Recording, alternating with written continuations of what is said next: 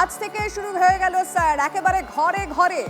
হিঙ্গলগঞ্জে বাড়ি বাড়ি যাওয়া ইতিমধ্যেই শুরু করেছেন বিএলওরা। শিক্ষকতার কাজ করতে হবে, তাই সাত সকালেই ফর্ম হাতে নিয়ে বেরিয়ে পড়লেন বিএলওরা। আমাদের প্রতিনিধি দীপঙ্কর সঙ্গে কথা বলে আমরা আরো তথ্য জানবো। দীপঙ্কর, স্কুল শুরুর আগে বিএলওরা বেরিয়ে পড়েছেন, স্কুল ছুটির পর কি আবারও বেরোবেন?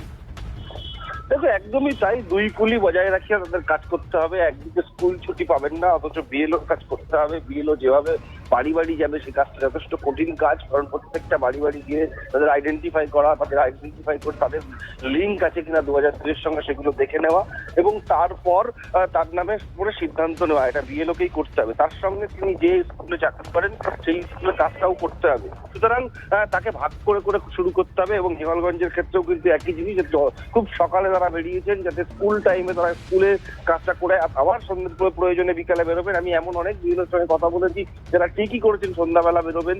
তো এই শহর এলাকাতে অনেকে সন্ধ্যার দিকে বা বিকালের দিকে বাংলার চেষ্টা করছেন। বিএলওরা কাজের টাইম ভাগ করে নিয়েছেন বিএলএদের সঙ্গে কথা বলে, অর্থাৎ বুথ লেভেল এজেন্ট এবং বুথ লেভেল অফিসার দুজনেই কিন্তু নিজেদের মধ্যে একটা আন্ডারস্ট্যান্ডিং করে নেবেন, কারণ তাদের প্রত্যেককেই কিন্তু স্কুল টাইম মেনটেন করে তাদের কাজ করে তারপর এই বিএলওর কাজটা করতে হবে। সেই কারণেই তারা এই সিদ্ধান্ত নিয়েছেন।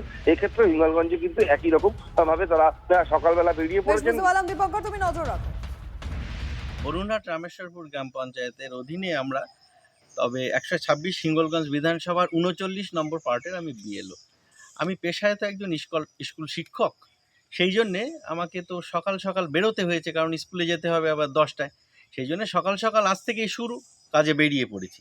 এই যে ফর্মগুলো দিচ্ছি যাদের, তারা একটাই কথা বলছে যে খবরে যা দেখাচ্ছে বিভিন্ন জিনিস, তাতে আমরা খুব ফর্ম ফিল আপ করতে ভয় পাচ্ছি। কেন? সেই জন্যে যে কি হয়, বাদ পড়ে যায় কি, ভুল হয়ে গেল কি না। কিন্তু বেশিরভাগ গ্রামের মানুষ সেইভাবে তারা ফর্ম ফিল আপ করতে অনেকেই পারে না। এই এসআইআর চালু হয়ে গেছে, তার জন্যে উনি আমাদের বাড়ি এসে কে এসেছিল? অফিসার, বিএলএ অফিসার আমাকে যেভাবে বুঝিয়ে দিয়েছে সেইভাবে এখন যেভাবে চালু হয়েছে এসআইআর, চারদিকে শুনছি মানুষ খুব হতাশা, মানুষ খুব আতঙ্কের মধ্যে আছে।